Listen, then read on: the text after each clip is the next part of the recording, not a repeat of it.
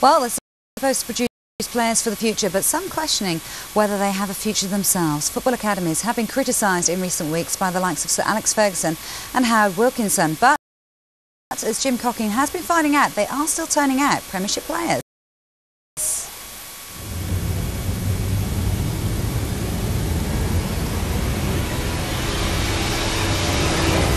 A glimpse of the future at Villa, but it's the present that suggests all is not lost for the academy system. It's Akbar to wrap it up for Villa, and he has! Developing talent like that isn't cheap, but Villa believe it's a worthwhile investment. I think we've been lucky. We obviously have had a number of players who have gone on to play a number of first-team games, and I suppose we have justified over the years the expense that we've put in. But it's a hard, ongoing job. I mean, we're spending probably £2 million a year. If, for example, we go for 3 years without producing anything for Martin O'Neill's first team, £6 million is a lot of money without anything coming through. And when that supply line dries up, even the manager admits his instincts lean towards an immediate fix. This instant success that people have been looking for over the last 10 years has become even more instant, you know, and you just don't get the time. If you speak to people like Arsene Wenger and Martin Joel and Benitez, I mean, they'll all say our 13-year-old youngsters are behind their equivalents in Spain, Portugal, France, Holland, wherever you want to go. So that is the challenge we've got. They love the attitude, the hunger of the English youngster, but technically we can't cope with the challenge up here. The Lewis report this summer is expected to address some of those issues, but in the meantime others are urging patience. The academy system has only been in operation since 1998, and therefore the 9-year-olds who joined at that point are now only 17 years of age, so it is too early to judge. In Holland, Ajax have been operating the daddy of all academies for years. Historically, the club has always nurtured its own talent, and youngsters are following in the footsteps of some famous graduates.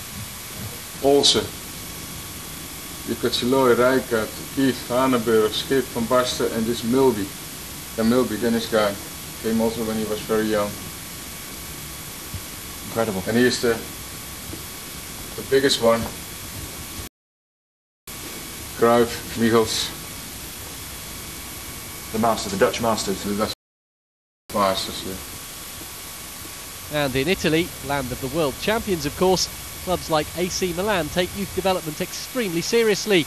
The academy share the first-team training facilities, and the players are given every encouragement. We have to start with the young players, of course. And this is a place that fits very well for the young players. So if you want to be successful, you must have this type of facility. Something like this, or a little different, but this is the idea. Reasons then to keep faith with the system, which, although expensive, can provide the supporters with the heroes they crave. Fans of the game, they want to see young players who've been developed by the club come through and succeed in the first team environment. And I think that's true whether you're Arsenal, whether you're Liverpool, whether you're Crewe Alexandra, or whether indeed you're a club aspiring to get into that status, because for me that is where the heartbeat of football is. And by producing players who can keep pulses racing on the Holt end, Villa's academy hopes to ensure its future and that of the club itself. Jim Cocking, Sky Sports. And you can see the third and final part of our report on football academies from 7 o'clock tomorrow morning. You can also email us your thoughts or go onto the message board via our website skysports.com and have your say.